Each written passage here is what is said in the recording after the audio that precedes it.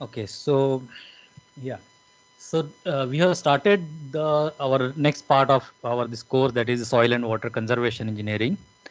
Um okay, and in that actually we started with initially we have seen what is mean by soil erosion, why we have to conserve soil and water, and yeah. So why we have to conserve soil and water, and what is the importance of soil and water, and what are the factors that are actually affecting to the that are actually accelerating the erosion. So we have also seen what is mean by erosion, like, and what are the different factors, climatic factors, topographical factors that are related with the soil erosion. And then we started with the wind erosion first, means because of the erosive power of the wind, how it actually or wind velocity, how it is affecting the soil loss, how it is causing the soil loss, or how soil particles are getting detached from one place to another place and being transported from one point to another place and deposited there. So we have seen some discussion on the wind erosion, and in this module we are going to see the water erosion. So very briefly, we have started this module. Uh, okay, okay. So in this section, what we learn actually, we are going to see what are the first we'll see what is mean by soil erosion, then what are the soil erosion agents, and specifically what is mean by soil erosion by water, and the factors that affects the water erosion that we are going to see in this class, and then the mechanics of the water erosion and various types of the water erosion that we are going to see in this module. Okay. So this is a plot actually that shows this is a global data set or global map of soil erosion for year 2012, which shows the annual soil loss in mg per hectare. Okay, so if you can see, ideally, like for India, uh, our limit, or you can say uh, the permissible limit of erosion is around 7.5 tons per hectare for India specific, but globally it is normal permissible limit is actually is around 5 to 10 hectares per year. If it is more than 5 or 5 to 10 hectares, then it is actually very dangerous side. So you can see most in some part of the India, you can see the values are quite high. Yellow is actually in between range 5 to 10, uh, 5 to 10, and then greater than uh, like 10 to 20 are actually shown in orange color.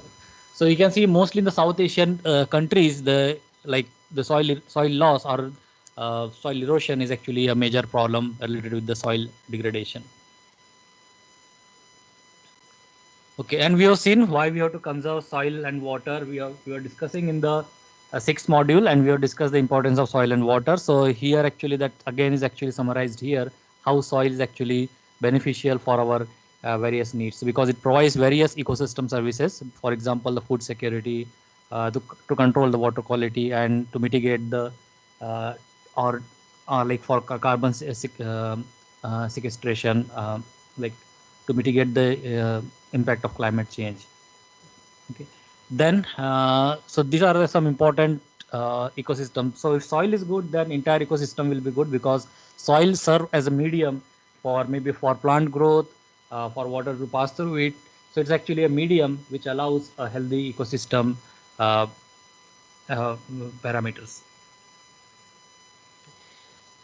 So then we have seen soil erosion. So we have seen the definition of soil erosion. The soil erosion is actually caused by detachment and removal of soil particles from the land surface. And there are various, it can be done in three ways or by three agents. So those are actually these are the soil erosion agents by which soil can be eroded. So for example, by wind, because of its velocity, water, because of its kinetic energy. Water, we are talking about water from the rainfall, or when we receive the water on the surface of the earth in the form of runoff, or over the ocean or over the lakes also. It also causes, because of its erosive power, it causes the erosion. Then glaciers, so glacier also is responsible, so for erosion. Then under the action of gravity, for example, the landslide, landfall, debris, and creep movement, these are actually all related with the, these are all actually comes under the gravity agent. So in this module, we are going to see about the uh, erosion of soil because of the water. So this is what we are going to see. So we are going to see the erosion caused by rainfall and runoff. Okay. So we will not study this part, the reservoir erosion, or like seashore erosion or pipe erosion or subsurface erosion. That we are not going to see. So what we are going to see, what we are going to study is actually the erosion of soil because of either by rainfall or by runoff.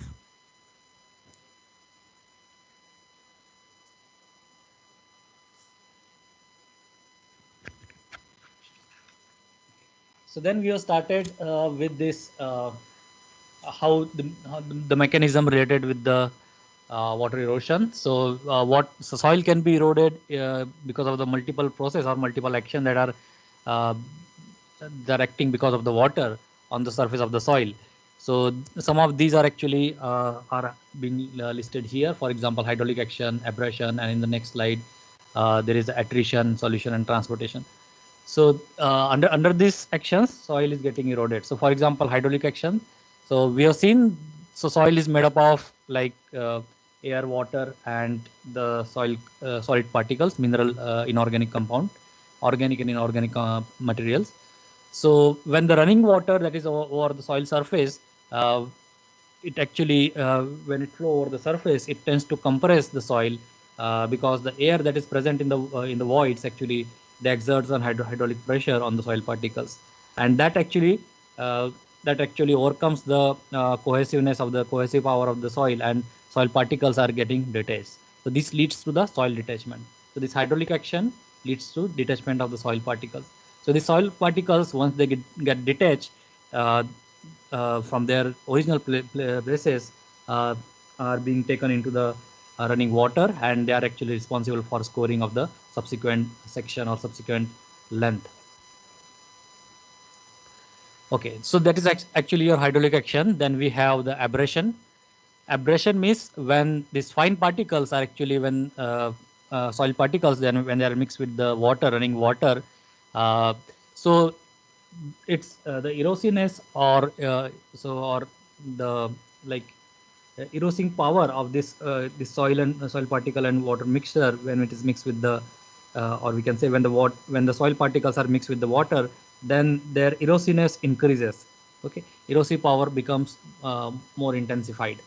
So there will be rise in abrasive power of running water when it is mixed with the soil particle, and because of this, it will score some more soil particles, and the larger soil particles will also get eroded because of this mixed soil water, mixed soil particle that are there in the water.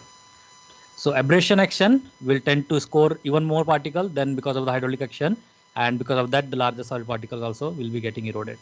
Then the attrition is actually mechanical breakdown of a bigger size particle, or mechanical breakdown of the particles that are there in the uh, in the moving water because of its collision. Because when it is in water, they get collide with each other, and again their disintegration take place, and because of that, the abrasion power of the running water will increase.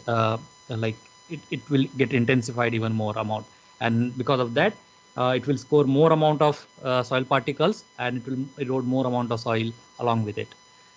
Then we have the solution. So solution is actually uh, when our soil is such that, or rocks or the inorganic material is such that it when it makes some chemical reaction, or when it get dissolved uh, into the soil, then it will be present in the solution form.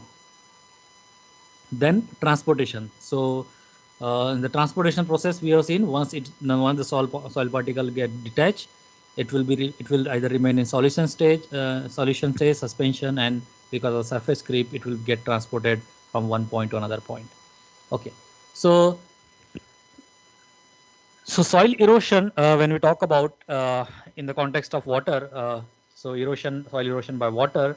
So we can say the soil erosion, so amount of soil that is being lost is actually a function of the erodibility of the soil and erosivity of this rain. Okay, so rain actually is responsible at the very initial phase to detach the soil particle, and it depends on how good or how stable the soil particles are, or how they are uh, interlinked with each other. That determines whether they are erodible or not. Okay, so if the erosivity of the rain overcomes the erodibility of the soil, that is actually erodibility means it is actually uh, uh, means if the soil is less erodible, means what, it has more resistance to cause erosion, whereas if it is more erodible, it means it is more vulnerable or susceptible uh, to the erosion. So erodibility is a property of the soil which depends on uh, erodibility is a property of the soil that determines whether the soil is vulnerable to erosion or not, whether the physical characteristics of the soil, for example, is texture or whatever the practices that we do over the surface, land management practices, whether they are making soil more vulnerable or less vulnerable to erosion. Okay, so erodibility is a factor that is related with the soil. On the other hand, erosivity is actually the ability of rain to cause erosion. Okay, so it is up to the rain. So because if the intensity is more or raindrop size is more, the more amount of soil particles will get detached. So it's actually related with the storm characteristics. So erosivity uh, is related with the soil. Erosivity is related with the rainfall characteristics, whereas erodibility is related with the soil physical states or physical characteristics of the soil. So we can say the soil erosion is a function of erosivity of rain and erodibility of soil. So we'll come to this relation when we are discussing, when we are going to estimate the soil loss caused by water. Okay. Now, what are the different factors that are actually responsible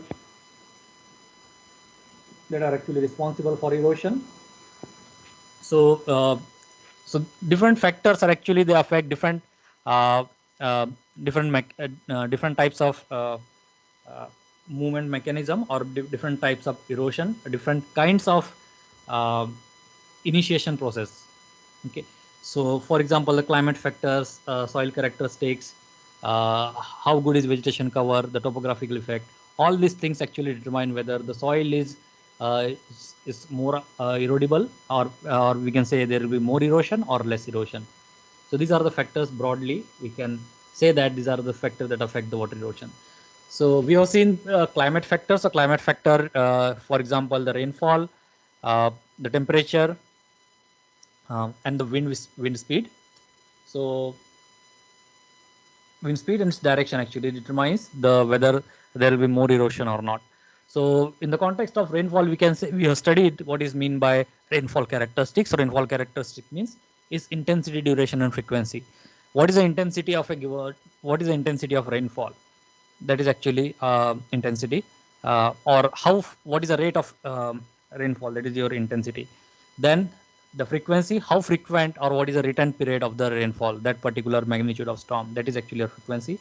And duration is actually what is the total time period for which the storm took place. So effective duration, we have seen in the case of hydrograph, and before that also we have seen. Okay, so the frequency, intensity, and duration of the rainfall are actually very important aspects that actually determines the what will be the volume of runoff, and the what will be the amount of erosion that will be caused by that runoff volume, and what will be the sediment transport from that given area. Okay, so all this climatic factor will actually, so this watershed, let's say it is made up of various soil types and various land use land cover groups are there. So what will be the amount of what will be the volume of runoff, and then the soil loss. So let's say we write soil loss by A, annual soil loss or soil loss, and the sediment transport. Okay, so all these parameters are related with the climate. So climate factor that determine these variables uh, that are actually responsible for soil loss. Okay, so for example, in case of intensity, so for example, if the intensity of the rainfall is high, if the intensity of the rainfall is very high, then it will give then it means the erosivity of rainfall is more. Erosivity of rainfall is more means what? It will cause more amount of detachment. Soil particle will get detached and they will be transported. So transport is related with the runoff.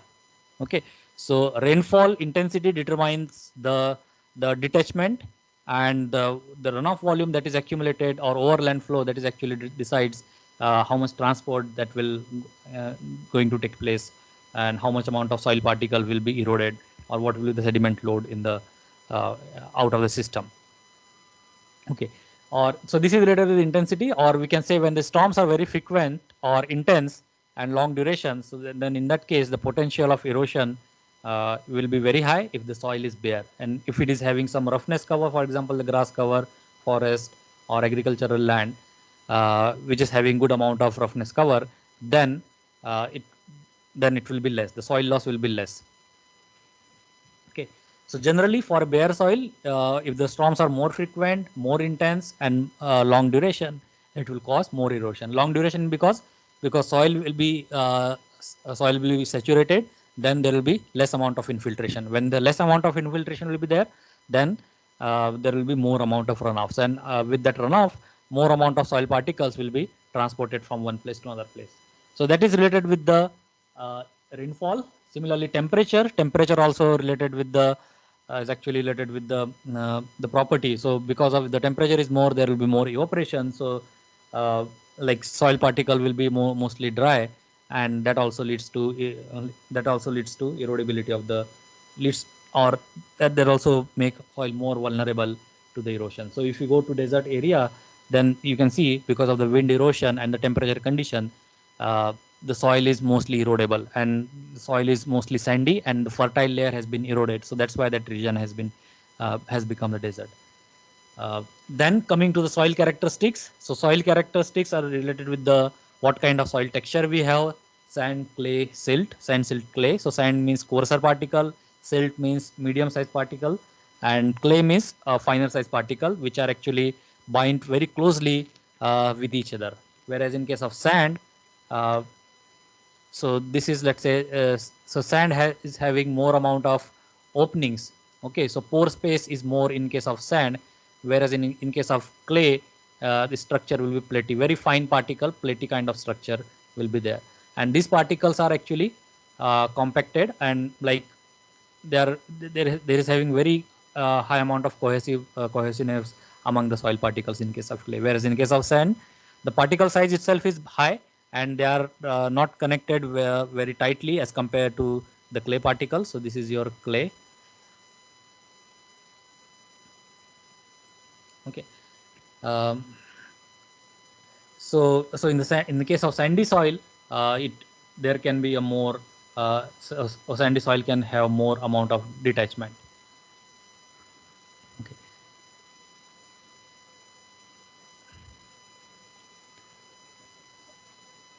Or we can say, for example, if the soils are having high percentage of sand and or we can say if the uh, our soil is having more amount of sand and silt, then in that case, uh, erodibility of the soil is more, or susceptibility to detachment will be more, because of the uh, like they are less cohesive, whereas in case of clay soil, they are actually highly cohesive, so they cannot be easily detached. But when they are actually when there is a when they are when the clay particles are detached, then they can be easily transported from one point to another point because of their size. Their size is very small, so they can travel far distance. Whereas in case of sand, detachment is very highly likely, but the transportation will be relatively weaker because of its size. Okay, so if the sand, uh, if our soil is such that it is well graded and well drained sands are there, then these kinds of, if it is well drained also and well graded means proper slope is there, then the chances of having like more erosion will be less in the context of this our sheet and rill erosion. As I said, in case of uh, clay is having very high amount of cohesion, and because of the presence of organic matter as well, their erodibility is less. Okay, but they can be easily transported from one point to another point.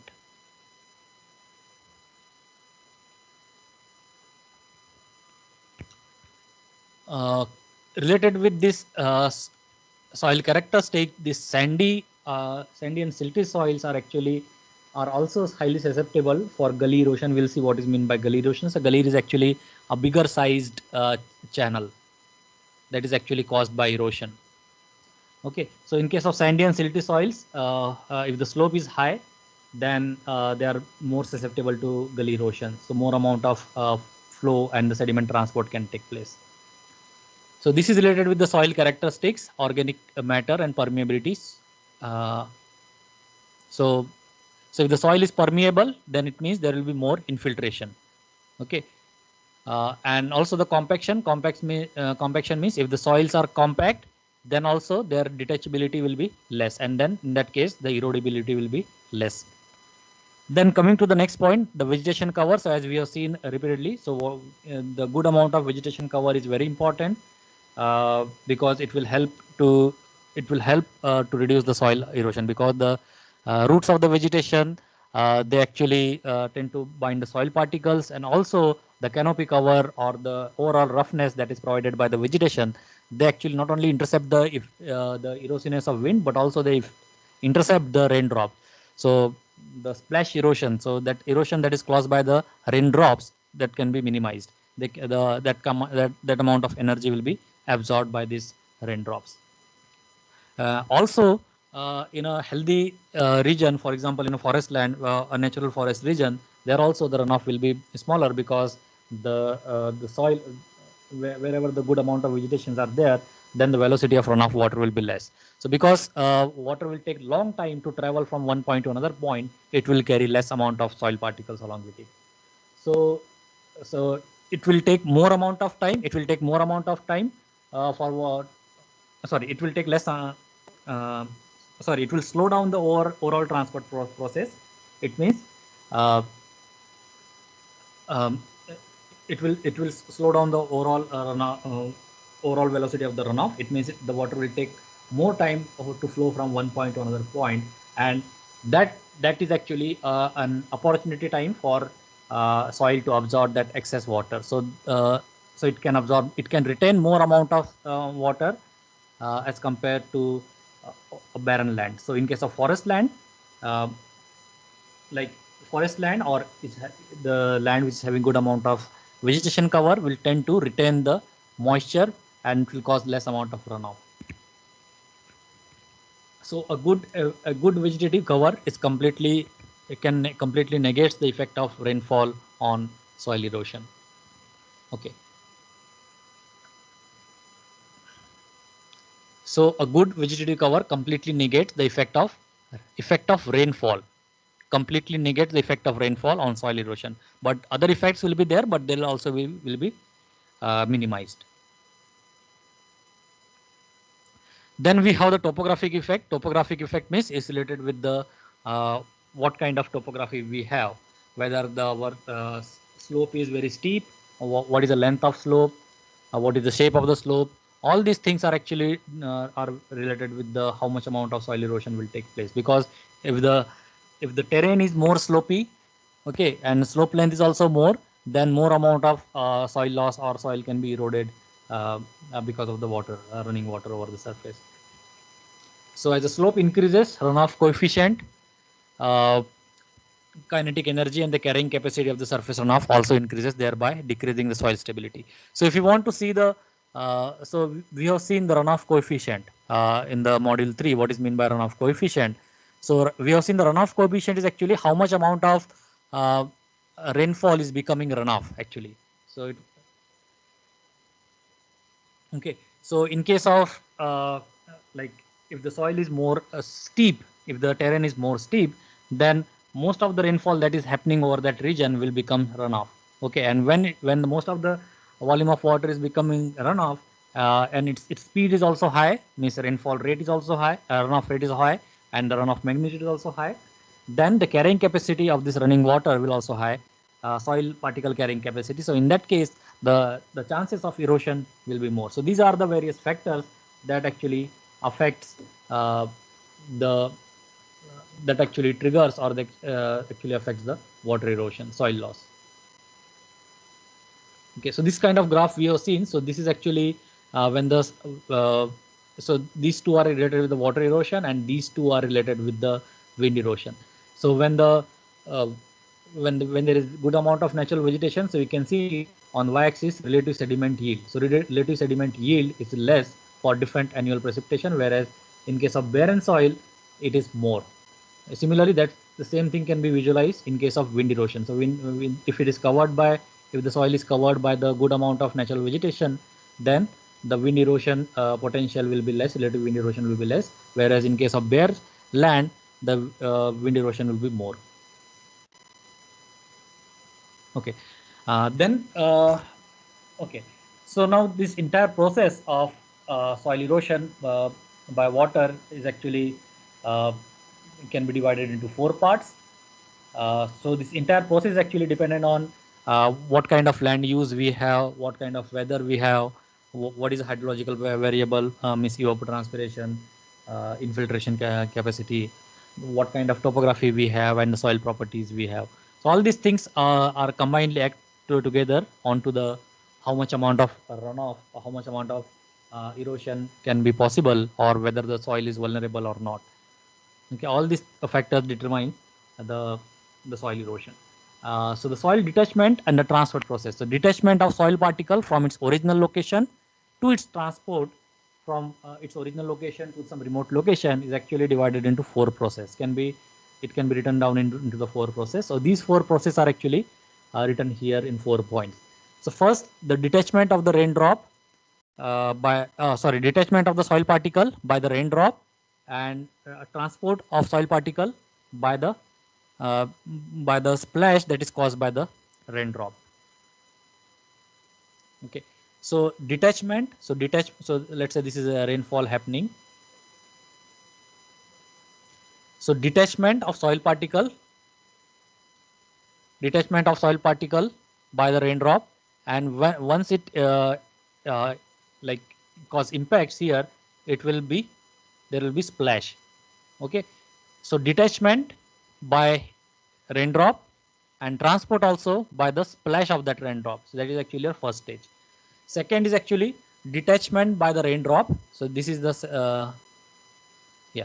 So this is actually now detachment by the raindrop, and transport by the raindrop induced flow transport. So because of the raindrop, so there is some flow. Okay, and because of raindrop also, this flow is actually got modified. Okay, so detachment, soil particle detachment by the raindrop, and its soil particle transport by raindrop induced flow transport. That is actually the second thing. Third process is actually raindrop detachment with transport by flow, means detachment of soil particle by the raindrop and transport of soil particle by the flow, overland flow that is happening over the surface. And the fourth is detachment by this. Once the channel, once the depth is actually acquired, or overland flow is acquired, so now this running water or runoff actually, it leads to detachment of soil particle and the transport of soil particle from one point to another point. Okay, so these two process, they are actually related with the very much related with the rainfall. This is partially related with the rainfall, and this is entirely related with um, the runoff. Okay, so these 4 processes are actually being shown here. Hello. Yes. Yes, sir. Any question? Yeah. Any question? Sir, can you go one previous slide, sir? Okay. Sir, if we you are telling no, sir, a raindrop detachment will be transferred by raindrop splash. Sir, Yes. if we consider that the soil is clayey, the rate of infiltration rate is more, no, sir, when compared to uh, No. If sand the soil. soil, if the soil is sandy, then infiltration will be more. Oh, sir. Yeah. So it will be more. No. This is talking about the general process. Okay, So sir. Okay. overall soil detachment and transport, how it takes place. So here we are not talking about the texture of the soil. The texture of the soil is also important. So for Yes, sir. example, if the soil is sand means what? Uh, so this is kind of sandy soil. So grain particles are actually comparatively bigger in size, whereas in case of clay, it will be very smaller. and they are actually bind very closely with each other. So it's very difficult to detach this clay particle than this sand particle, because these are actually loosely packed. Okay, so these are loosely packed means it can be detached easily. Okay, sir. Okay, so here we are talking about irrespective of the soil, these are the general process. So of course, in case of clay soil, as is rightly said, this will be smaller because the detachment will or the erodibility of the soil is less when it is clay. Yes, sir. Erodibility by the raindrop will be less. Okay, sir. Okay. Okay, so now this is talking about the detachment and transport of the soil particle. So this is on y-axis you can see the raindrop kinetic energy, and this is on y-axis the increasing magnitude of the slope. So on the relatively flatter soil, or you can say, or where it actually, or what is the limit of this process actually. So first process actually detachment and transport by the raindrop.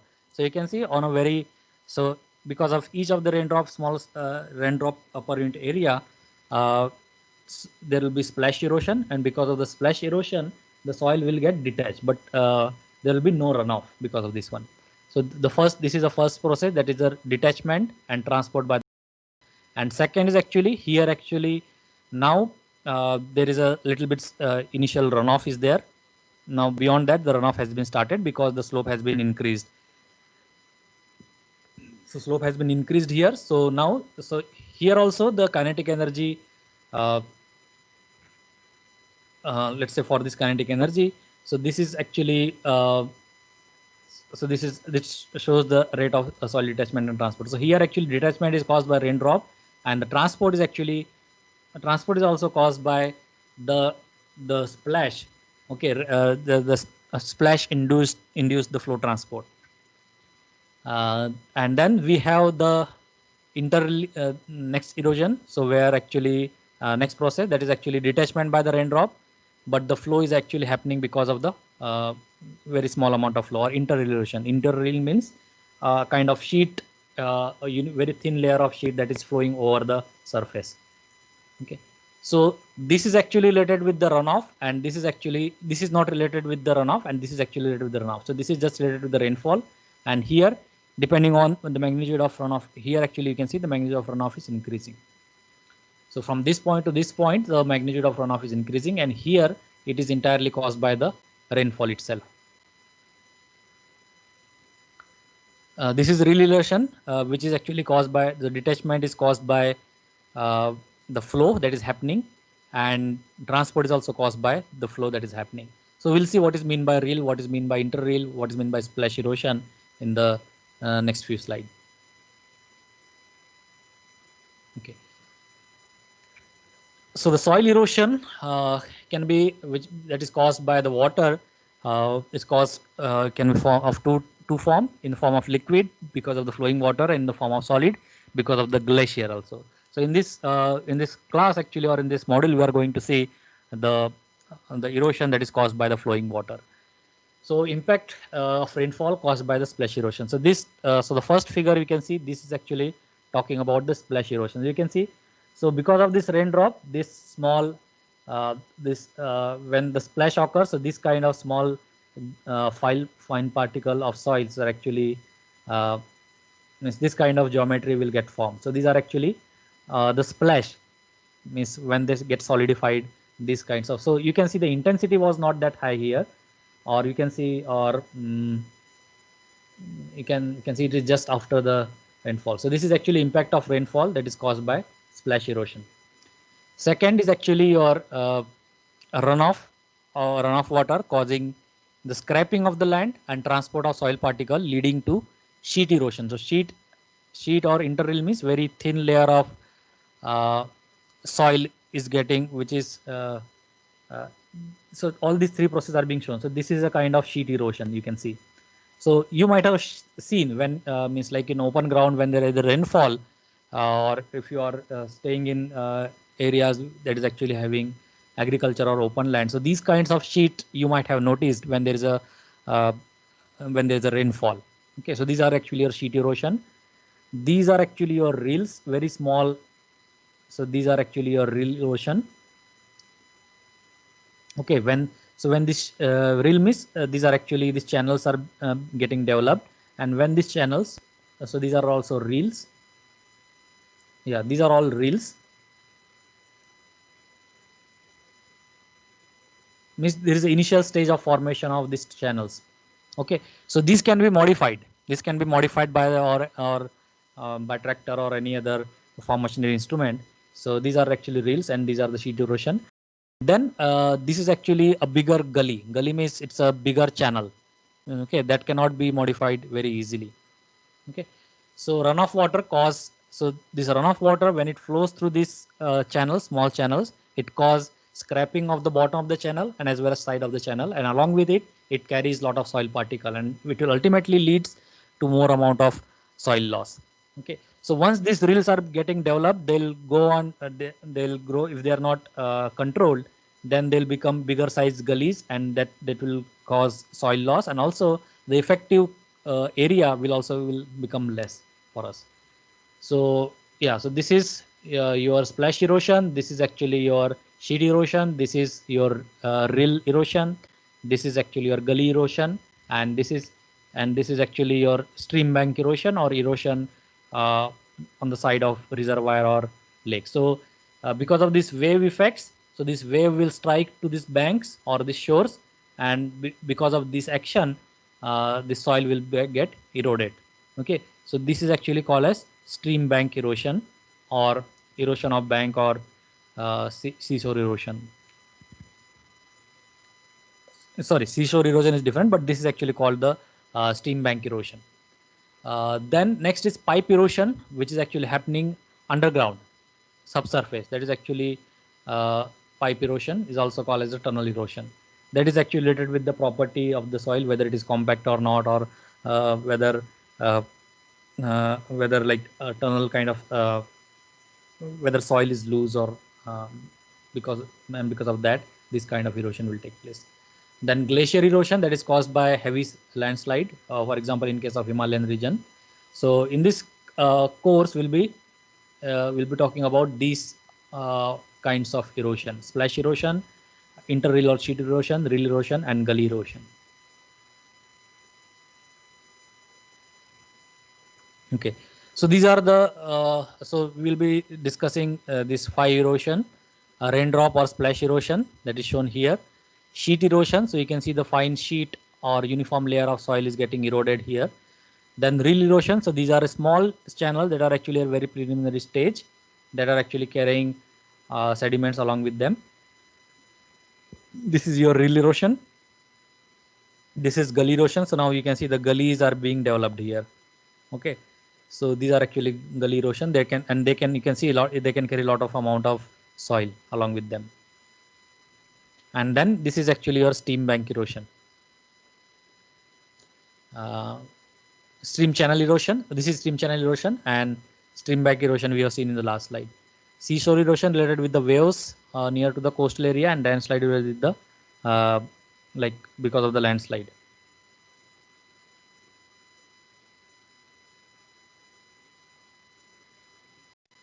Okay, so the same thing again, which shown with different photographs. So this is flash erosion, splash erosion. So you can see this is actually once the rainfall get it cause impact over the surface. So this is actually your splash. That is actually also, that is detaching the soil particle, and also along with it is actually is transporting the soil particle uh, very near to this original location. This is your splash erosion. This is sheet erosion.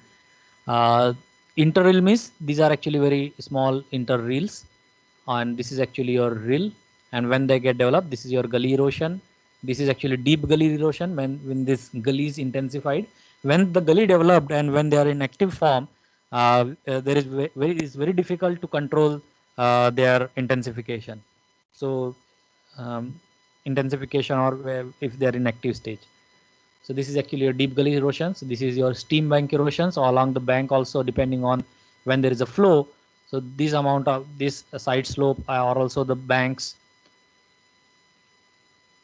they'll also the soil particles along the banks also will get scrapped. This is the coastal erosion or seashore erosion, you can say, because of the waves. This is tunnel erosion that is happening underground. Waterfall because of the waterfall, and this is landslide erosion. So we'll be talking about these erosion only in this class, because these we can control here in the perspective of agriculture. These are actually important.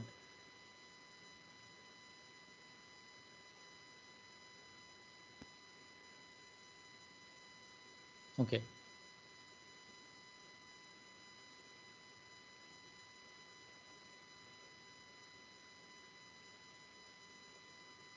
Yeah. So this is actually a first is actually a splash erosion.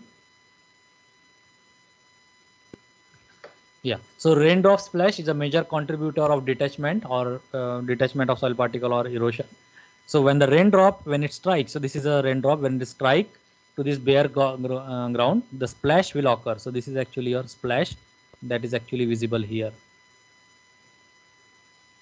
So when this raindrop, when it hits to the ground, there will be splash, and depending on what kind of soil we have, soil aggregates will get breakdown, and the soil particles will be detached from from its original position, from its original mass, and then they will be lifted or they can be splashed to the nearest station. So then depends on whether we have the flowing water or not. It will either get carried away because of the runoff water, or it will again, if there is no runoff, then it will get deposited very near to the its original location. Okay, so why it is dangerous? Because why it is very dangerous? Because it not only detach the soil particle. Okay, so it is detaching the soil particle, but because of this impact and this finer soil particles will. Okay, so let's say this is your soil, and in the soil there will be some pores. Okay, and because of these pores only, the soil water will infiltrate into the soil. Sorry, the rainwater will infiltrate in the soil because of this small opening. But because of this impact, these smaller openings or small pores will get the number will get reduced, and because of that, there will be less amount of infiltration. Okay, when infiltration will be less, means less amount of water will be infiltrated. So that means whatever rainfall that is falling over the surface, that has only one chance to go out of the system, that is in the form of runoff. So in that case, volume of runoff and rate of runoff will be more, infiltration will be less, and there will be more amount of soil transport.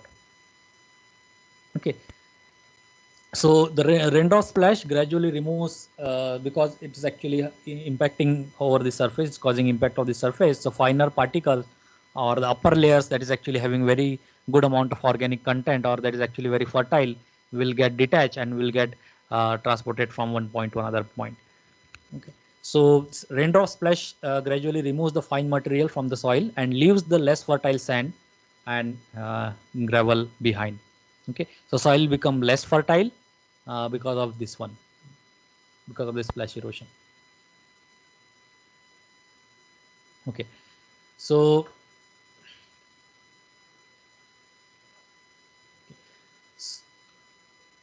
so the soil splash caused by the impact of falling raindrop directly on the soil particle or thin surface we are just seeing. So this is one cartoon that shows how this raindrop actually cause detachment of soil particle, and some part of this soil particles are actually being lifted into the air and get deposited here, and remaining will be transported because of this overland flow. Means they'll get mixed with the running water.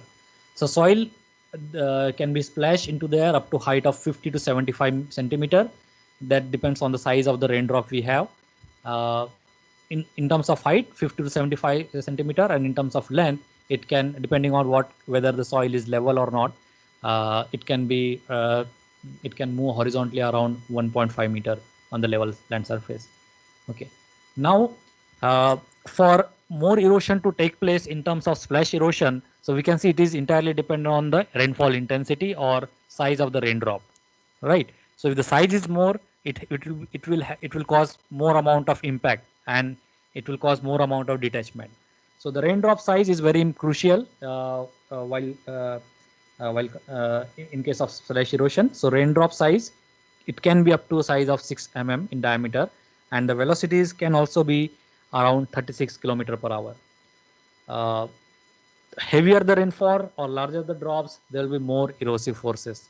Okay, so if the rainfall is very high, intensity is very high, and the drop size are also very big, then the erosiveness of wind will become more. It will cause more amount of detachment of the soil particle. Okay. Okay. So size, as I said, size can be up to 6 mm diameter. Size of the raindrop. There is a uh, this is limit actually, but if the size, if it goes beyond 6 mm, it will become more unstable, and then this raindrop will break into its final particle. Okay. So the size of raindrop can be up to 6 mm in diameter, depending on what kind of soil we have, whether we have sloping land or inclined land or flat surface. It will cause more amount of transport. Okay. So as I said, raindrop size, when it becomes greater than 6 mm, they'll become more unstable and they'll break down into smaller size. So raindrop size is actually very important in case of splash erosion, and raindrop size is dependent on various factors. For example, the intensity of the rainfall, the wind velocity, and the air temperature. Because if the intensity is high, then also the size will be bigger. Because of the wind velocity also, the raindrop will get drifted and it will become smaller size, or size can be controlled by the wind velocity and the temperature also. So all these things, actually all these three factors govern the size of the raindrop. Okay.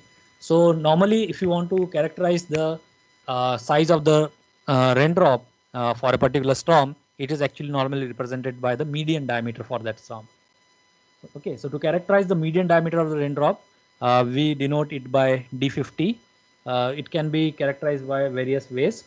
Okay, so we are actually considering about the D50 diameter, means diameter of the median uh, raindrop, median diameter of the raindrop. Sorry, median diameter of the raindrop. Okay. So it can be done by using digital photograph, high resolution photograph of the splash, um, high resolution photograph of raindrop and splash, then collection of raindrop on the sheet of paper with dye, or collection on the floor, and how the pellets are being formed. Okay, so this is how raindrop size actually is related with the raindrop size, how it actually relates to the um, splash erosion. So the size of the raindrop controls the terminal velocity. So we know what is meant by terminal velocity. So terminal velocity is actually it's a velocity, is a constant velocity at which or it's a constant velocity at which the drag force that is actually acting in upward direction because of the air, and the gravity force are being balanced.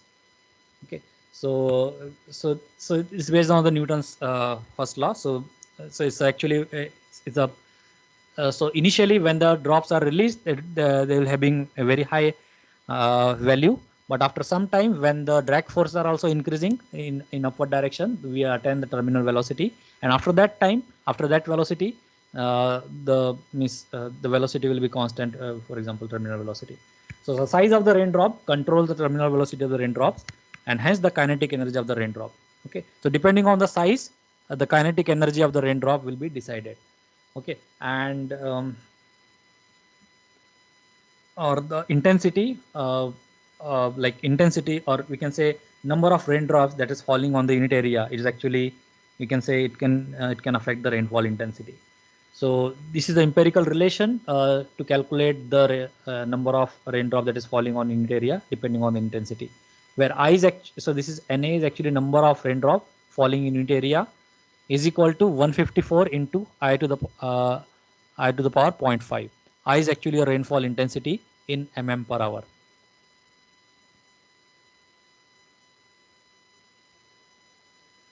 Okay, so we have seen the size of raindrops controls the terminal velocity of the raindrop, hence the kinetic energy of the raindrops. So, in other way, if the kinetic energy is more, the soil detachability, detachment of the soil will be more, or we can say when the size of the particle also is more, then also the detachment will be more. Whereas the transportability of the soil will be less depending on the particle size. Okay, the particle size is smaller, then it can be transported easily. For example, the clay, once it get detachment of clay is difficult, but once it is get detached, it can easily transport it from one point to another point. Whereas detachment of sand is easier, but its transport is difficult than as compared to the clay soil. Okay. So number of raindrops falling in a unit area affects the rainfall intensity. So these we have seen. So kinetic energy of the rainfall. This is one empirical equation that is given by Wishmeyer and Smith, which talks about the kinetic energy of rainfall. This we are going to see in the next module as well when we are going to calculate the soil loss caused by water. Okay, so kinetic energy is given by 210.3 plus 89 log at base 10 I, where I is actually rainfall intensity in centimeter per hour and kinetic energy in mega milligram per hectare centimeters. Okay, so don't worry about this unit right now. These units will like is related. So this actually this equation we're going to use uh, in the universal soil loss equations. So in that case, this importance of this unit will come into the picture. Okay, so this is this slide shows that how particle size are actually for a given of like for a constant particle size. Oh, sorry. So this talks about varying degree of soil particles and with same amount of water droplet size. So raindrop size is fixed. That is around 3.5 mm diameter. That is impacting the ground at 6 meter per second. So when a raindrop which is of size 3.5 mm, when a raindrop which is of size 3.5 mm in diameter hits to the ground at 6 meter per second, then depending on different size of the soil particle, it will cause a different kind of splash. So this is actually shown here. When the sand particle, this is in case of sand particles, which is of size greater than less than 80 micrometer. Okay, so this is how this is the relation between the sand particles and the uh, varying degree of sand particles and constant speed of the raindrop. Okay, now next type of erosion is actually your sheet erosion. So we have seen the splash erosion. So now next type of erosion is actually sheet erosion. So this is actually your sheet erosion. Okay, so the sheet erosion can be defined as like more or less uniform removal of soil in the form of thin layer in the form of sheet that is actually governed by the flowing water over a sloping land. So when so this is a this picture shows the sheet erosion. So when a rate of rainfall exceeds the infiltration rate, when the rate of rainfall exceeds the infiltration rate, means there is more amount of water that is actually being accumulated over the surface than going into the soil. In that case, excess water that is being collected, which tends to flow over the surface, depending on whatever the natural slope of that land is there, then excess water will tend to flow along that slope. Okay, so in this process, the flowing water detaches the soil particles from the land surface, and it also the soil particles together with the flowing water will also form a thin layer, and it will like it will be transported from one point to another point. So that is actually your sheet erosion. So this is actually a very clear picture of sheet erosion.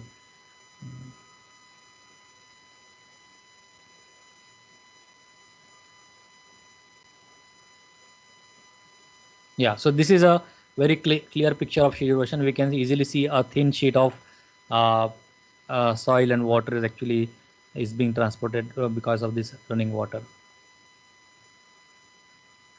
So it's very difficult to notice. It's very difficult to like act on, or it's not easily noticeable actually because of every rainfall event there will be some amount of soil loss that will happening, but where is this? Yeah. So as I said, sheet erosion means it's a by thin uniform layer of uh, this soil is actually getting eroded. So removal of fairly uniform layer of soil from the land surface by the action of rainfall and runoff. So by both the process. So rainfall will try to detach the soil particle, whereas runoff will try to transport the soil particle from one point to another point. And this occurs over uh, land which is having moderate kind of slope. So more or less the rate of erosion is actually very smaller in this case, and it can be only miss. We'll notice that sufficient amount of or big amount of soil loss has been happened at a very late stage, because as I said, for every rainfall event you will see this very thin layer of soil is getting eroded every time. So it's very difficult, or the rate of erosion is very slow.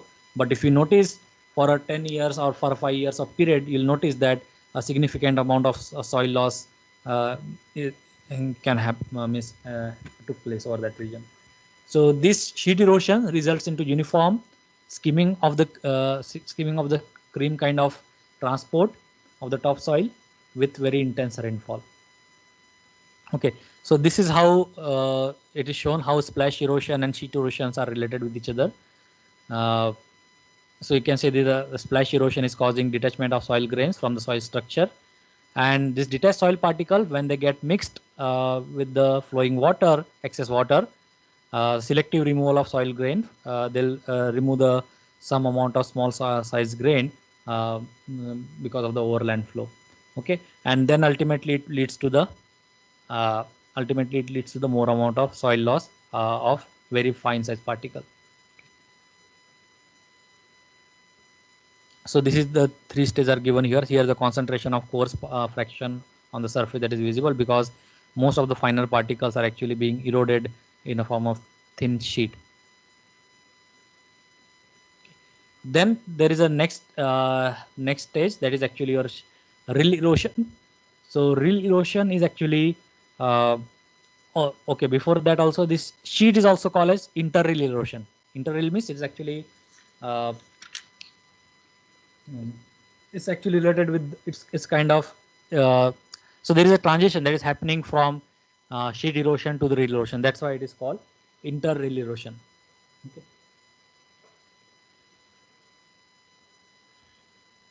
So in case of interrill erosion or sheet erosion, very thin or fertile topsoil is removed in the uniform layer uh, depth.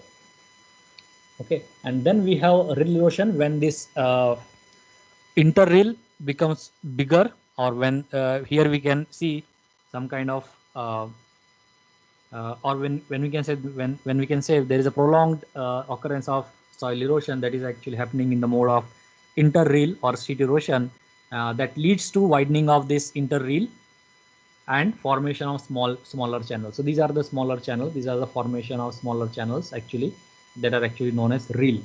Okay, so these rills carry both the overland flow, as you can see, overland flow from this interrill area or sheet erosion.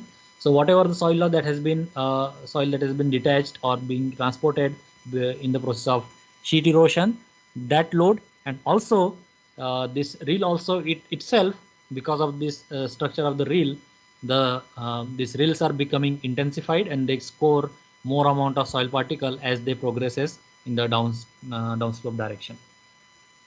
Okay, so these reels carry both overland flow from interreel areas and the direct flow that is happening in the form of uh, because of the rainfall that is happening.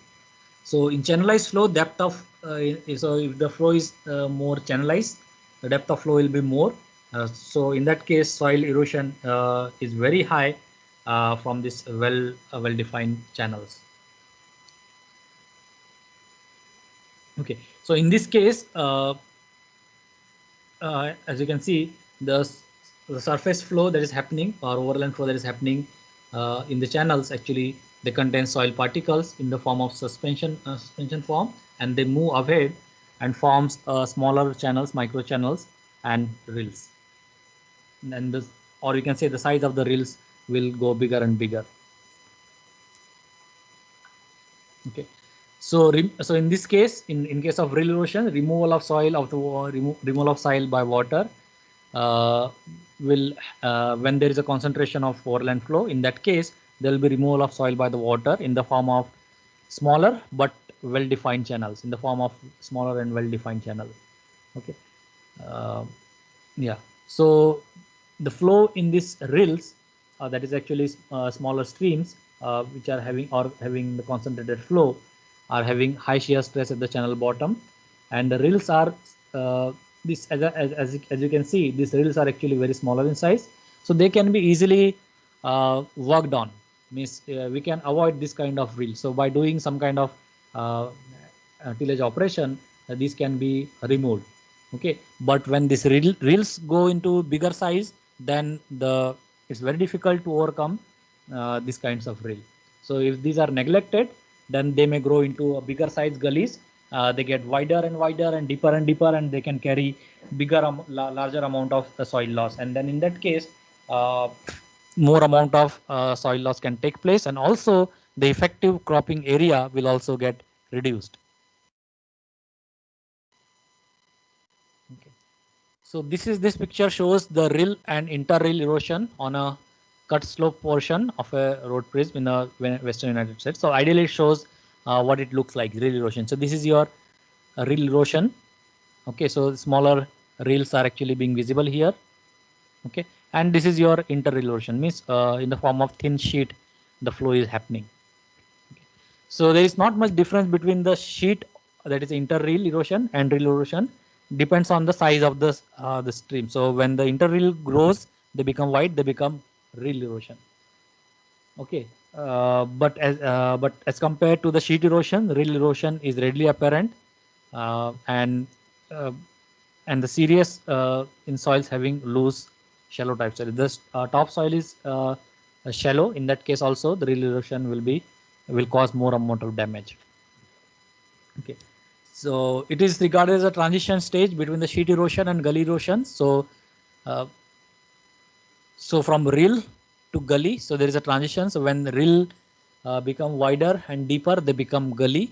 And if it is not unchecked and if it's not operated properly, if it's not worked on, then this gully will become this active gully will form. Then in that case, it will be having a lot of difficulty in movement of farm implements, and it will reduce the actual area under the crop, and ultimately it will cause not only more soil loss, but the productivity of the system or a crop will also be reduced, because more the fertile soil has got eroded from that region. Okay, so this slide again shows the difference between the inter-rill, rill, and gully erosion. So that is visible. So these are the inter-rill in the form of sheet erosion or smaller size channels, and these are actually rill erosion. And so rills are becoming bigger, and you can see they are becoming quite bigger here and deeper. So these are the gully erosion.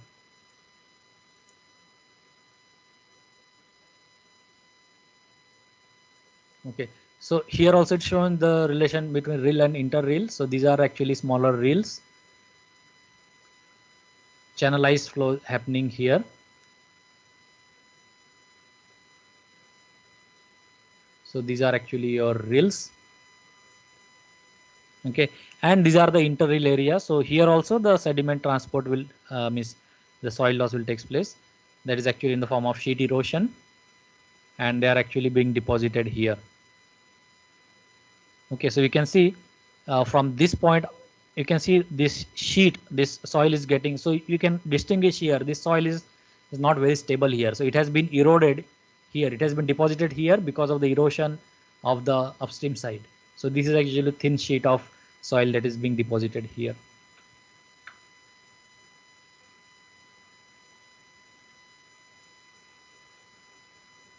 Yeah. So this is again one more slide that shows the progression of rill into the gullies. So the smaller rills are becoming bigger gullies, and these are actually your splash or sheet erosion. So sheet erosion means in the form of thin sheet, the flow will take place, and this is actually your smaller size rills, and these are actually wider gullies.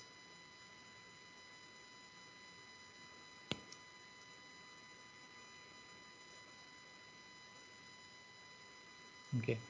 Yeah, so all these types of erosion that are actually related with the agriculture systems are shown here. So you can see here on upstream side when the soil is barren. So you can see there is a splash erosion. Then we have the sheet erosion.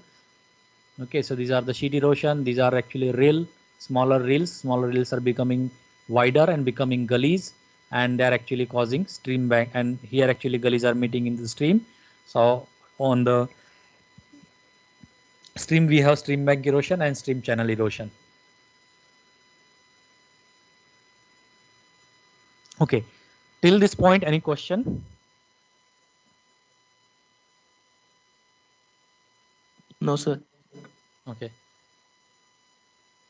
Okay. So till now we have seen. So this is the so reels will become bigger and wider, and uh, they'll form gullies. So these are actually the area that is actually that is degraded because of the gully erosion. So these are the gullies that are shown here. So removal of soil, so gully erosion, removal of soil by running water with the formation of larger channels that cannot be smoothened out completely by normal cultivation. So in case of reel, we can work on the reel with the help of tillage operation. We can level the soil, we can give some kind of slope, the soil can be properly graded. But in case of gullies, once they are when they go bigger and bigger, then it's very difficult for that land like to smooth out that land and to be used for normal cultivation. So erosion depends on the runoff production characterization of a watershed. So whether the properties or the watershed itself is actually erosion prone or not, erosion or runoff prone, like runoff production characteristics of watershed, then how much area, from how much area it is getting water, drainage area, then soil characteristics, what kind of soil we have in our watershed, whether it is allowing, it is more erodible or less erodible, okay. The shape and size of the gully and the slope of the channels, all these things actually determines the rate of gully erosion.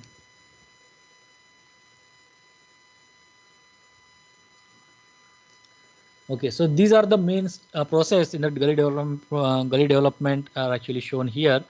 So we can see, so in initial stage there is a overland flow, and then this kind of depressions are getting formed, and because of this depression there will be scoring action. So head wall will start developing here, and when they grow bigger and bigger, so gully head erosion will start by undermining and collapsing of this thing. So it will become more amount of, so this will become a bigger size gully or channelized flow. Okay, so the same thing can be, so these are the stages of gully erosion. So first stage is actually very beginning stage or formation stage. In this case actually we have like rills, erosion by the rill, and uh, rills that are becoming gullies, that is actually a formation stage. So in this case we have smaller channel erosion by the downward score of the topsoil. So the rills are going bigger and becoming gully. So this is the initial stage, and when by doing so the channel erosion is happening by downwind score of the topsoil. The next second stage is actually your development stage. So in the this is a in the second stage, uh, like once, like from the rill the gullies are becoming are growing, the size of the gullies are growing. So gully head starts moving upstream, beginning from the start moving upstream beginning from the outlet where the waterfall is created, and the waterfall or this cause undercutting of the flowing water, and it will cause more amount of soil erosion. So it consists of upstream movement of gully head and enlargement of gully in width and depth. So here this is formation stage in which rills are becoming gullies. Here the gullies are becoming wider, and uh, in upstream side now gullies are becoming wider and are getting developed. Third is actually your stabilizing stage or healing stage, where actually we can see some kind of vegetation growth, and that can inhibit the growth of further growth of gullies. Okay, so during this stage, that is a healing stage, vegetation will start growing and gullies starts establishing itself. This is your third stage, and fourth stage actually your stabilization stage. In the third stage the process has been, stabilization process was started. Now here the stabilization will become even more favorable. So during this stage gully start establishing itself by forming a stable channel bed, stable channel gradient, and stable side slope. Okay, and also there will be some vegetation that will grow over the soil surface. Okay, so these are the four stages of gully formation. Okay. Now, depending on the shape and size, we can say what kind of gully we are having. So, depending on the shape, it can be either U shape or V shape, or both of these can be present in the same gully. Okay, so this is a U-shaped gully that is shown here. This is U-shaped gully, and this is actually your V-shaped gully. So these U-shaped gullies are formed when both the surface soil and the subsurface soil, subsoil or bottom soil and the surface soil are actually highly erodible, or the soils are actually very loosely connected, or the soil, subsoil and the surface soil are susceptible to erosion by the flowing water. In that case, this U-shaped kind of gully will get developed. Okay, so this is your U-shaped gully, whereas this is actually your V-shaped gully. So V-shaped gully means what? This the top surface is actually kind of loose, but the bottom channel is actually stabilized, so it's not allowing water to the soil to water to score this side slope. So that's why we have this V shape. Or we can say here, uh, here the subsoils are more resistant to the erosion, uh, and these kinds are actually normally, if you go to hilly areas, these kinds of V-shaped gullies are observed for that region. Okay. So in this case, the flow passing through this channel will be relatively smaller, but the velocity will be quite higher because of the gradient. Then coming to the size of the gully. Okay, so if the depth of the gully is around 3 meter, bed width is less than 18 meter, and side slope, varying side slope, we can call it as a very small. But if the like depth is more than 9 meter and bed width is quite high, then we can call it as a like deep or type B type, deep and narrow gully of type B. Okay, this is medium size gully which is having depth 3 to 9 meter, with a bed width is greater than 18 meter and side slope around 8 to 15%. Okay, then we have the fifth type of erosion that is caused by water, that is actually stream channel erosion. So stream channel erosion means when the water flows along the stream, the channel bed or the banks of the uh, channel will also get eroded. The soil will also get eroded along the channel bottom and the side slope. So it consists of soil removal from the stream banks, and the stream banks erode either by runoff flowing over the side of the stream bank or by scoring or undercutting below the water surface, and it is influenced by the velocity of the flow and the direction of the flow, depth and width of the channel, and soil texture. Okay, so in case of stream bank erosion, if you can see, the velocity varies. Okay, if the velocity varies or if there is a flood, then okay, or we can see, uh, you might have seen this meandering kind of uh, streams. Actually meandering is this loops actually. So when the streams is like this, it will score, and when the velocity of water is very high, it will try to score this section. Okay, this section and this section. So this will becoming wider and wider, and it will cause more amount of soil loss.